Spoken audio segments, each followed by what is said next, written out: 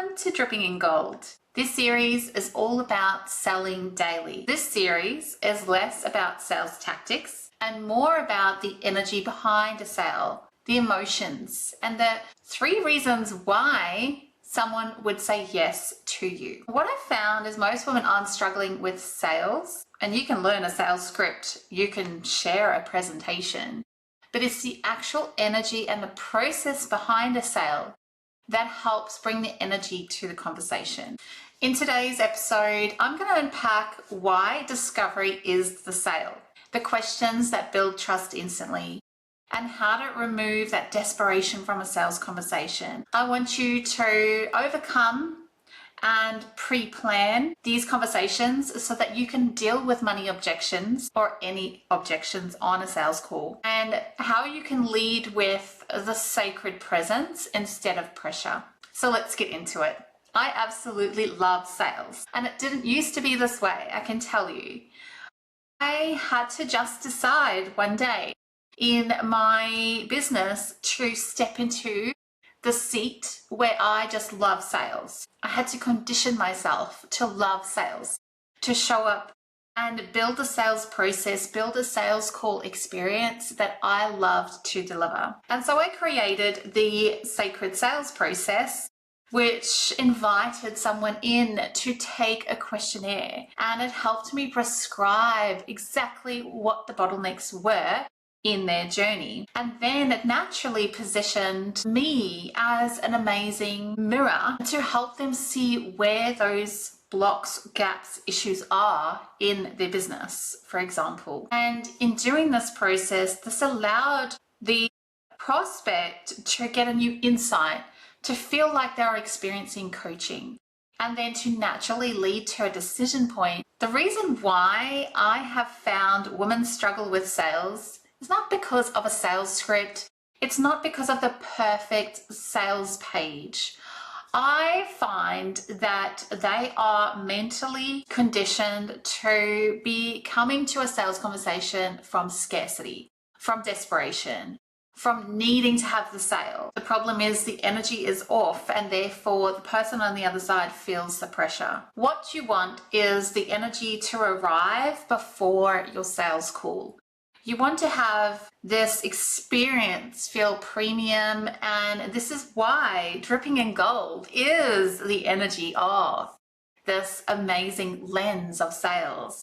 Imagine if you could let go of convincing, overcoming objections, and just merely be there, being the mirror and leading someone through a powerful conversation around how they get to make a change in their lives. Most sales calls fail because they start with you presenting solutions before you've even understood the problem. The wealthiest woman in business actually does not sell harder. She discovers deeper. She creates a pathway, a beautiful journey where she's extracting what exactly is the bottleneck for this person and creates a discovery session. Through this discovery process, she can then help someone understand what is blocking them, where they are right now, understand where they want to be, and then show the pathway of the steps to get to their solution. And when done properly, this creates a beautiful sacred sale where the person who's taken the questionnaire is leaning in. They are asking, how can you help me? Because I know I don't want to be stuck anymore. And this is how you create that experience where you don't pitch, you invite. And I want to take you through that experience. It's a feminine sales process. Before we get into it, I want to go through the 3 rules of sales so you can understand the framework for selling daily and how you can love sales just like I do. So the first rule is people buy on emotion, not logic. So stop explaining your offer. Start articulating the emotional cost of saying where they are. Rule number 2 is the only person effect. You want to have this person feel that you are the only person that understands their problem, because women buy faster when they believe that nobody understands their problem like you do. Rule number 3, legacy ecosystem. This is not just about someone clicking on a link and buying from you. There's a whole process behind this. You need to create these trust assets that pre-sell your program and create that emotional desire before they even jump on an experience with you. Because when you are in front of them, they finally feel seen, understood, and safe. And that resistance will disappear. This is the pathway that I take my clients through because it works. It's the best enrollment conversation when you don't feel like you're selling, you just feel like you're problem solving. And if someone leaves the call with more clarity and focus than when they arrived, you've done your job. But the best part of it is when they hear themselves differently, when they see a solution, and they know the cost of staying where they are, then they begin to enroll themselves. So let's go through the questions that create trust instantly. Now, trust is when people feel understood. And instead of just asking surface level questions, rather uncover the deeper problem. Ask them what made them book the call, why things feel harder, what have they already tried that hasn't worked for them, and really understand what the impact is in their lives if they don't change this problem in 12 months. What is the cost to them financially, emotionally, and personally if they don't take action? You want to know where success is that they are reaching for and make sure that you are the one to solve that problem and help them achieve their solution. Trust is created when someone feels understood. So through your sacred call, you should be asking questions to really understand their real bottleneck, their hidden money leak, the cost of inaction, and the future she wants. When you have these 4 things locked and loaded, then you can start talking about the solution and how you can lead them through it. So let's talk about how you can come to this call. Even though you've got sales goals and you've got metrics you want to achieve, how can you remove this desperation on your calls? Now, desperation only happens when you really need the sale. So this comes back to energy, this comes back to confidence and holding space, and also releasing the results of the call. You want to come to the call fully present, prepared, and ready to give as maximum value as possible. And then you also want to make sure that you allow enough space to go through your offer with a clear breaking point. What I like to do is just lead with value first. It's in the act of reciprocity where you just give first. And then there's a point in your sales conversation where you ask them, would you like to learn more on how I can help you? And you pause. And at that point, that is when you decide whether you continue the call or book another call or finish off the call. So this is for you to hold that space. And the moment you shift the focus from I'm hoping she buys throughout the whole call to I am going to show up not to convince, I am going to diagnose and give clarity. And then through that energy, through that confidence, you will naturally have them stepping forward and wanting to know more about how you can solve this problem. When you genuinely believe that you can help someone, then your trust is created. There's no repelling energy. You let go of desperation because you're unattached to the outcome of the call. You are more attached to how you show up and what value you can provide them in this session. When you are doing this, conversation flows. You are guiding. There's no convincing, and you are just showing up in your full essence. And this is what changes the whole conversation and experience. And in the many hundreds of calls I have held that have been anywhere from 15 minutes to an hour to 2 hours at a time, I have always led with the same process. And yes, I do believe that when you're doing this for the first time, learning a bit of a structure and a loose script will help you ensure that you don't miss any important parts of the sales sequence. You don't want to sort of rush the date. You want to really experience and create that gap. And what I say to my clients, this is really important. for you to paint where they are now, show them what is possible with those clients you've worked with, and the results that you've achieved are the results that they want to achieve, and create that gap. That has to be created very clearly before you even talk about a solution, because this is the reason why people will make a decision. It's the emotion behind that gap, that stretch of where they are and where they want to be. Now let's talk about the 2 mistakes costing coaches thousands of lost revenue. The first mistake is talking too much. And this is why I like to have slides, because I like to limit my conversation to specific deliverables. And the slide that is most important to stop talking is the slide, would you like to hear more about how I can help you overcome this? That is where you need to stop. Many coaches spend most of the call explaining the frameworks and methods and over engineering the knowledge about the program, and it's actually missing the part of the emotional side.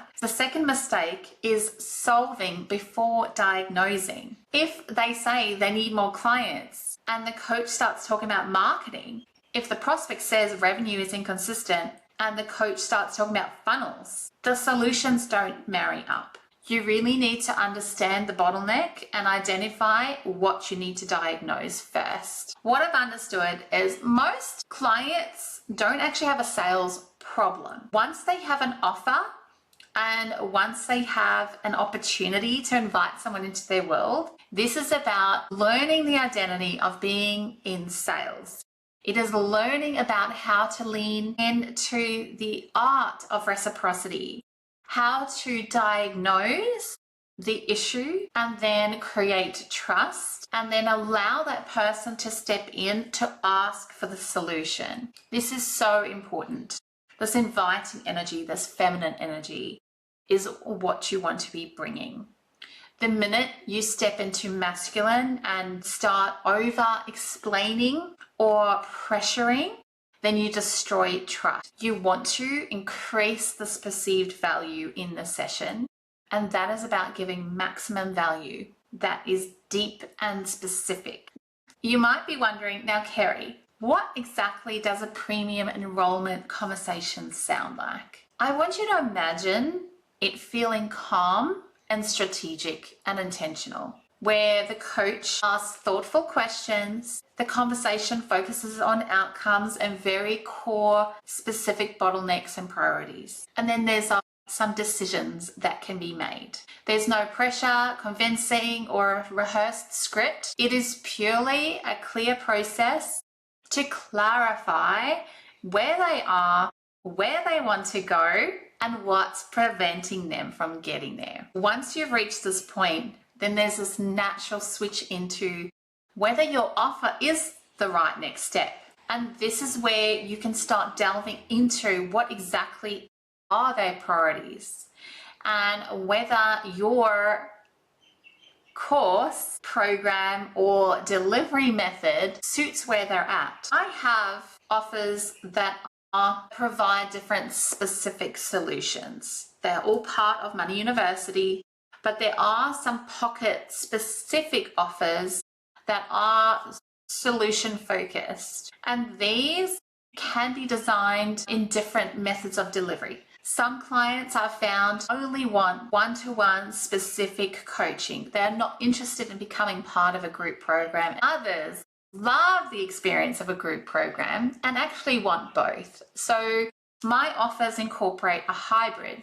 And then there's also the other level where someone just wants the frameworks and support and maybe the AI model to be able to do it all themselves with only a minimal checking point. So one offer that solves a problem could be delivered in different ways. And so on the sales call, you get to decide whether this person fits a one-to-one level, a group-based coaching, or a do-it-yourself. And this is how I design my business, is to meet them how they would like the problem solved. And it depends whether they need lots of support, whether they feel they just want time to do it themselves, or whether they want both. Now, how do you lead these conversations like a woman who is dripping in gold? This comes by building that confidence in just doing as many sales calls as you can. You have to think about this is building your sales muscle, speaking to different people, experiencing different problems, understanding how to communicate more clearly, looking at how long it actually takes you to get through this prescription part of the call to the discovery and solution part of the call. So naturally, learning to sell can take time. And I want you to think that it's an important skill to develop. And this is why I've invested in sales skills through my business. In 3, I've taken many different types of courses to learn sales. I've even had a high-ticket sales coach me and help with content and help with the sales process. So when I tell you that it takes time, I just want you to allow yourself to experience the growth that you will experience when you just know that this is a skill set that you can learn, you can mold into your own way, and that it is another language and it is like a dance. So this is why I've created Sell Daily.